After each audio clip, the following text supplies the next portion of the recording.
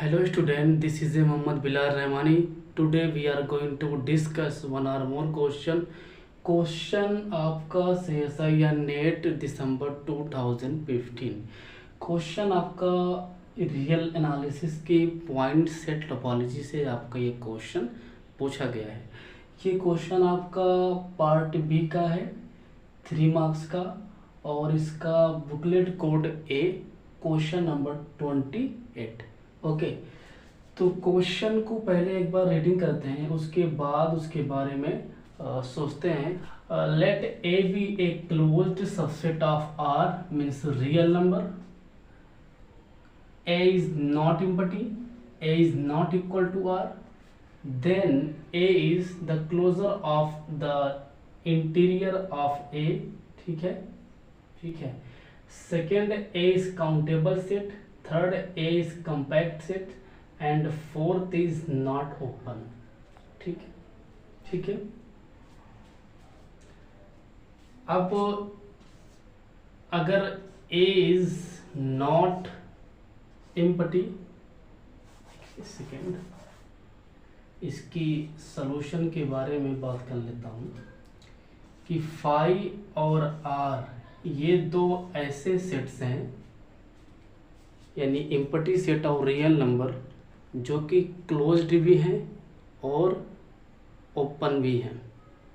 ठीक है, यही दो ऐसे सेट हैं पूरे संसार में, दो ऐसे सेट्स हैं जो क्लोज्ड हैं और ओपन भी है।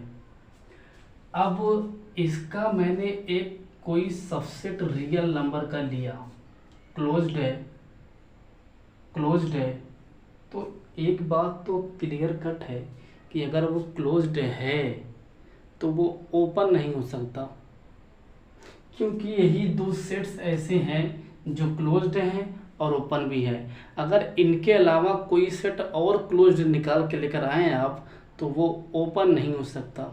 ठीक है, तो इसका जो ऑप्शन है फोर्थ इज करेक्ट।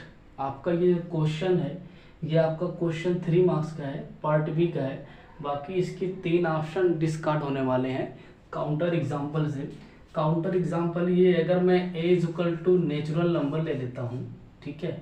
अब इसका आपने, ये आपका सेट क्लोज्ड है, इसका लिमिट पॉइंट निकाला तो 5 आएगा, क्योंकि 5 क्या है, सबसेट होता है किसका, नेचुरल नंबर का। Empty set is the subset of every set. Okay, तो ये आपका सेट क्लोज्ड हो गया, आपका ये सेट क्लोज्ड हो गया, और ये सेट एम्प्टी भी नहीं है, और ये सेट आप, इसकी जो दोनों हाइपोथेसिस थी वो आपकी फुलफिल है। तो इन्होंने ये कहा कि क्या ये सेट कंपैक्ट है, ये सेट आपका क्लोज्ड है लेकिन ये कंपैक्ट नहीं है। क्यों? क्योंकि आपका ये सेट बाउंडेड नहीं है। फिर कह रहे हैं कि closure of the interior of A, अगर इसका आपने क्लोजर निकाला तो क्लोजर ये होता है कि क्लोजर मतलब उसका लिमिट पॉइंट फिर उस सेट का यूनियन। तो इसका क्लोजर आपने निकाला लिमिट पॉइंट, तो 5 इसका आया, तो 5 का करेंगे यूनियन तो मेरे ख्याल से ए ही आ जाएगा। तो इसका क्लोजर निकाला आपने, ए आ गया। ठीक है, मतलब आपका क्लोजर क्या आ गया, नेचुरल नंबर आ गया। अब ये नेचुरल नंबर अपने किसी भी पॉइंट का इंटीरियर पॉइंट हो ही नहीं सकता, क्योंकि अगर आपने, ये आपकी पूरी रियल लाइन है और ये आपने एक एलिमेंट लिया इस नेचुरल नंबर से, इसको सेंटर मान करके आपने कोई भी एक भी अगर आपको ऐसा अपसाइलन पॉजिटिव मिल गया कि इसके अंदर, तो ये जो पूरा आपका ओपन इंटरवल है, ये पूरा इस सेट के अंदर तो जाना चाहिए, नेचुरल नंबर के अंदर कंटेंट होना मांगता है। लेकिन जो आपका ये सेट है, जो आपका ये ओपन इंटरवल है, वो इसके अंदर कब जाएगा, जब इसके अंदर इरेशनल हो, रेशनल भी हो। तो इसके अंदर सिर्फ पॉजिटिव इंटीजर है, रेशनल तो इसके अंदर है ही नहीं, इसके अंदर इरेशनल भी तो नहीं है। ठीक है, ठीक, इसके अंदर इरेशनल नहीं है, तो आपका ये सेट अपने किसी भी पॉइंट का इंटीरियर पॉइंट नहीं हो सकता।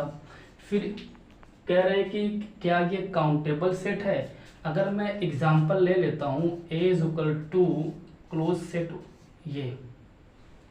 ये आपका सेट क्लोज्ड है, एम्प्टी भी नहीं है, और ये नॉट इक्वल टू क्या है, आर भी है। तो आपका ये सेट जो हो गया क्लोज्ड है लेकिन काउंटेबल नहीं है, ये सेट आपका अनकाउंटेबल सेट हो गया। तो इसका ऑप्शन सेकेंड इज डिस्कार्ड। तो इसका ऑप्शन फोर्थ ही ट्रू हो गया। और इसके काउंटर एग्जांपल, एक काउंटर एग्जांपल आपका ये और एक काउंटर एग्जांपल आपका ये, दो काउंटर एग्जांपल पे बेस्ड आपका ये क्वेश्चन था। अगर आपने पार्ट बी के क्वेश्चन में अगर आपने एक ऑप्शन ट्रू कर दिया तो बाकी 3 आपके डिस्कार्ड हो जाएंगे, क्योंकि आपका वो एससीक्यू होता है, उसका एक ही ऑप्शन ट्रू होता है। तो इस तरह से क्वेश्चन पूछते हैं। Thank you for watching this video.